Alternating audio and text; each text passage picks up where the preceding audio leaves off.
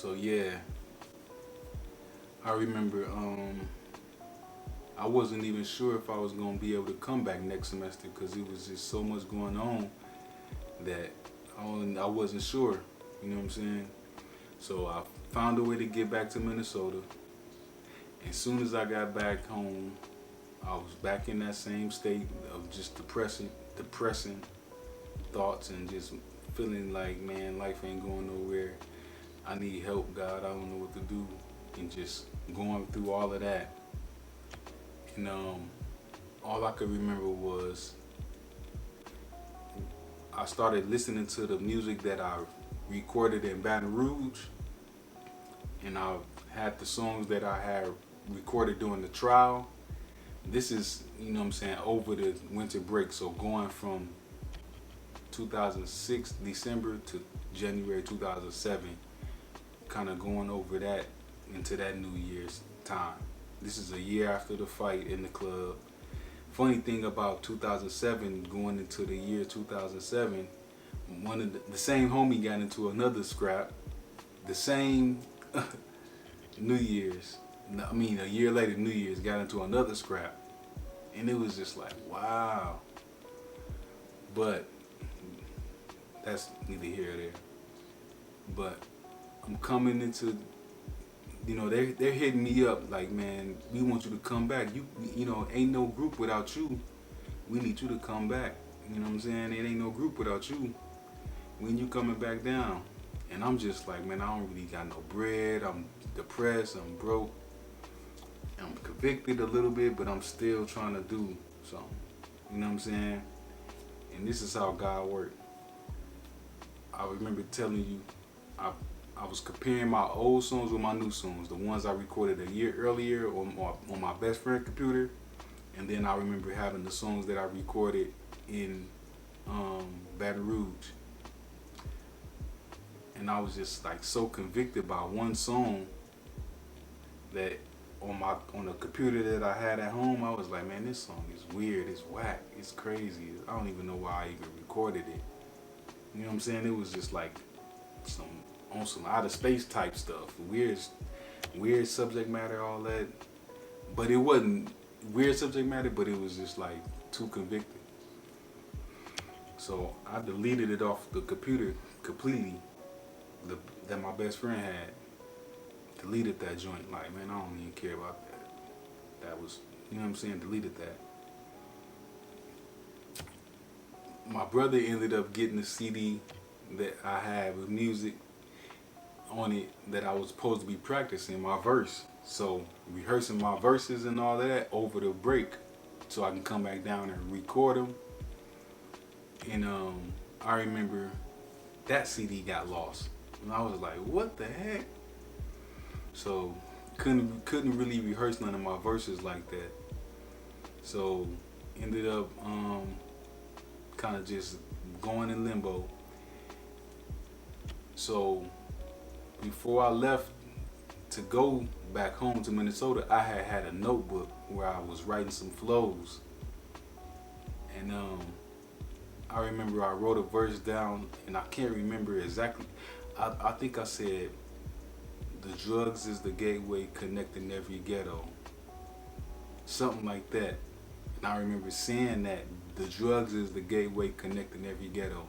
I wrote it down on my sheet of paper, and then fast forward, I deleted the song, all of that. I got some money.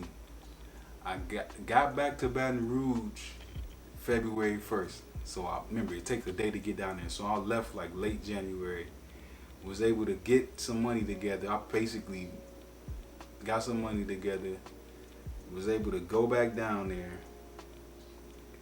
As soon as I got back down in town, the homie EB had to go back to Memphis, so I couldn't even stay on campus with him. Matter of fact, I couldn't even stay in an apartment with him. My fault.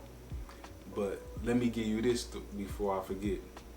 Before I even went to Baton Rouge, this is how God worked. My heart was so hard from the music.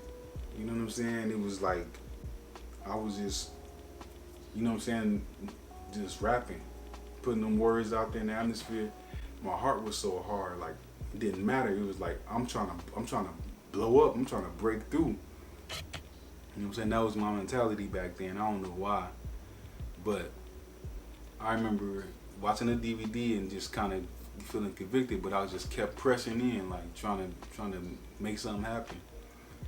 But anyway, the night before I went back down, that I was supposed to leave, the night before I was supposed to leave, my mom came to me and she was like, you know, you don't have to keep carrying this. You know what I'm saying? You don't have to keep carrying our burdens. You know what I'm saying? She said something to that tune. I can't verbatimly remember, but she said something like that. You know, you don't have to keep carrying everybody's burdens and all that. Cause she probably knew something. God must have gave her the right words to say because she hugged me, and when she hugged me, I just tears got to flowing down my eyes like just like never before, like crying. But it softened my heart. You know what I'm saying? And for some reason, it was like I was so stirred up that spiritually that I didn't even really feel the same. I didn't even want to go, but I was just so committed. I was so loyal. You know what I'm saying? The type of dude I am, I'm so loyal. I was like, man, I go. So I ended up going back down there. Even after that, my heart was so soft and it was just so sensitive. And so when I got back in town, the homie EB couldn't pick me up, but the homie Q did, the producer. And so I had to sleep on his couch.